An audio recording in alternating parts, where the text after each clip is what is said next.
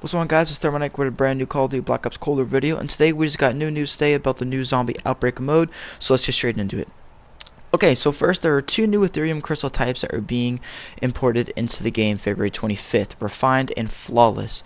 So basically what it says is to permanently upgrade your weapon classes, field upgrades, perks, and ammo mods to additional tiers of incredible power, which means there's going to be two different Ethereum crystal types that you can earn while playing the Outbreak mode, Refined and Flawless. So since everything is tier 3 max at the moment, I'm guessing that the two types can either upgrade certain classes or weapons to tier 4 and some of them to tier 5.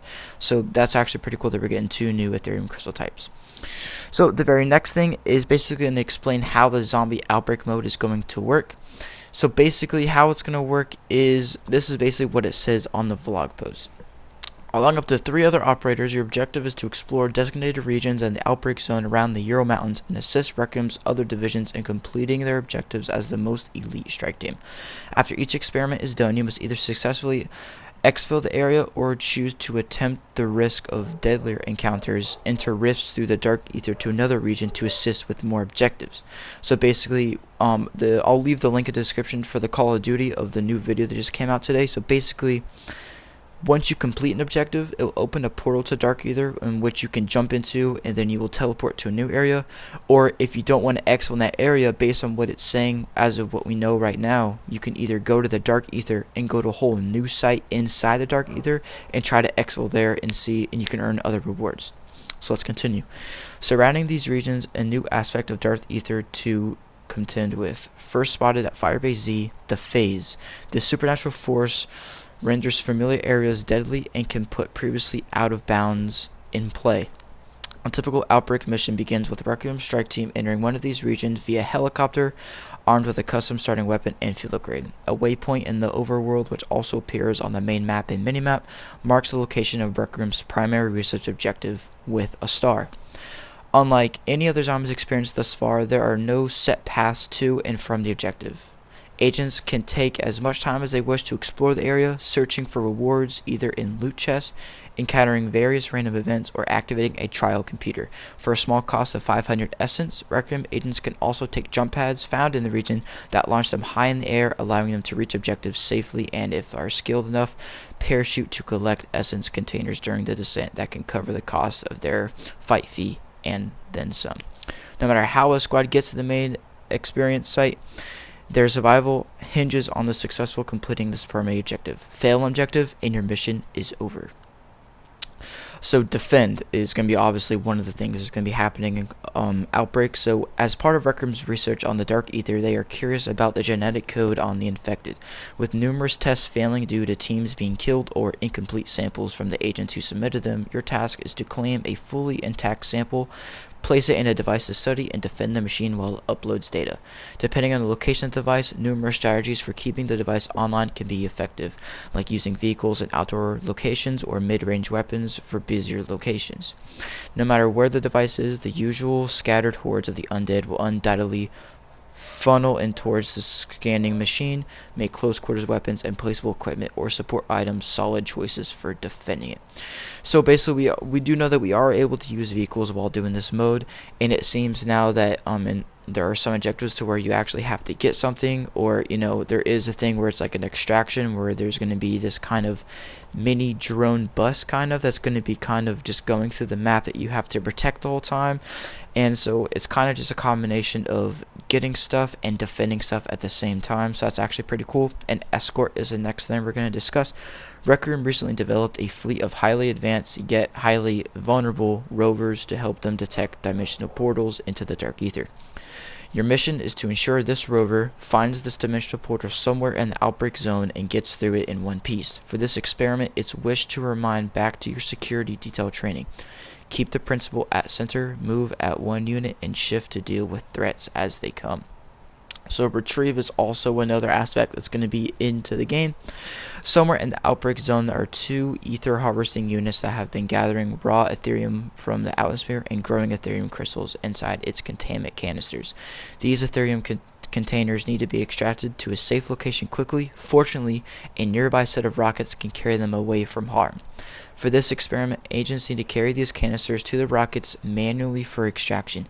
Due to their size, you will be unable to use any of your weapons or equipment, and will be rendering slower than usual. However, while carrying the ethereal canister, your normal field upgrade is replaced with a very powerful one, which can emit a small burst of ethereal energy that can knock down nearby enemies, helpful in a pinch if other operators can't pick them off. Eliminate. Using a GPS satellite tracker, Rec Room can pinpoint the exact location of the HVT's highly valued targets across dimensions. For this experiment, this tracker is used to find elite enemies who will phase into existence after their position is compromised. Here, agents can make a strategic decision: dodge the target long enough to clear the wave of enemies, or deal enough damage to the target to force it to move to the next wave of the fight, which will wipe out the remaining wave. A massive unstable Ethereum crystal is emitting alarming amounts of dark ether energy, to a point where some researchers reported hearing voices as they approached it. Due to its chaotic nature, destruction is the only option on the table, although attempting to do so send agents to dark ether itself, whether they must hold out against any undead threats until the explosives are triggered. This experiment will be the most familiar to the veteran Rec Room agents, as zombies will flow into the confined space where windows can be boarded up for temporary protection. Use your training to survive for as long as the timer states, and use power-ups and boarding up windows to maximize your chances of holding out.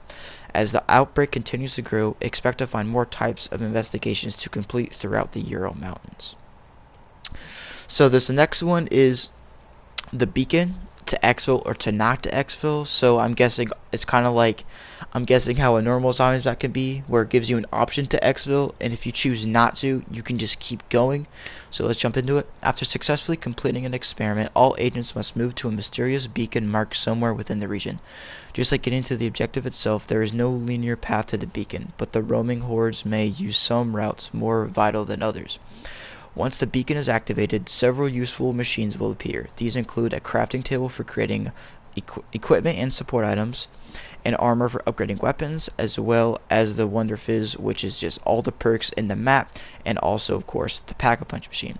Agents are encouraged to use their resources at these stations before making an essential choice: call in an exfil from the Outbreak Zone, or take a trip through the dimensional portal to a new region somewhere else in the Ural Mountains. So basically, obviously, like I said, once you have an opportunity to exfil, you can.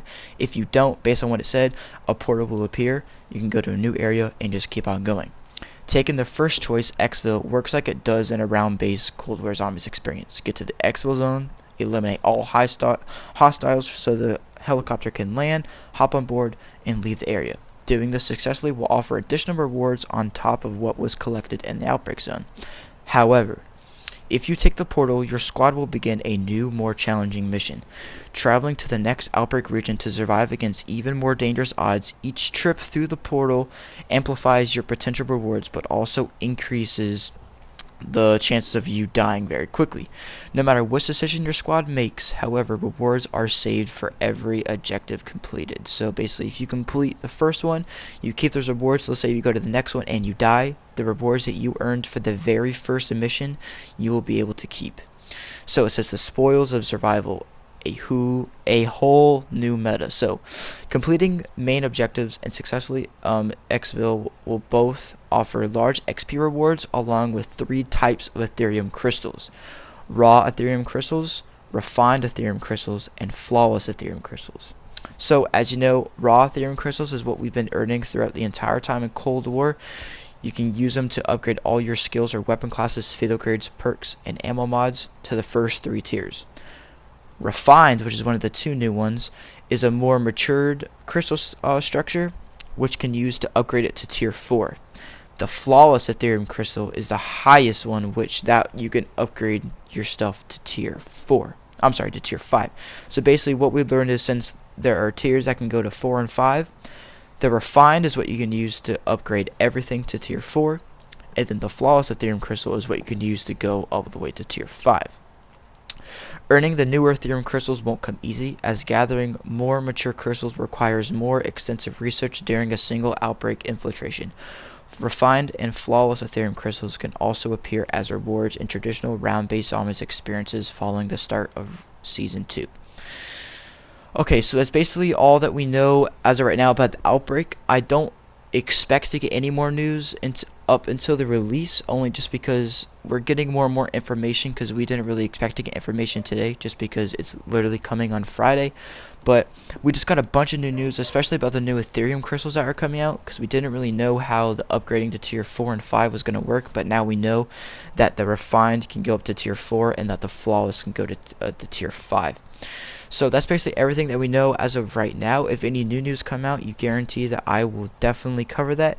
And as soon as this Outbreak mode comes out, which will be Friday, I will be uploading a bunch of gameplay, tutorials, and a bunch of hidden tricks that are in it. So thank you guys so much for watching. Don't forget to like and subscribe. Peace out.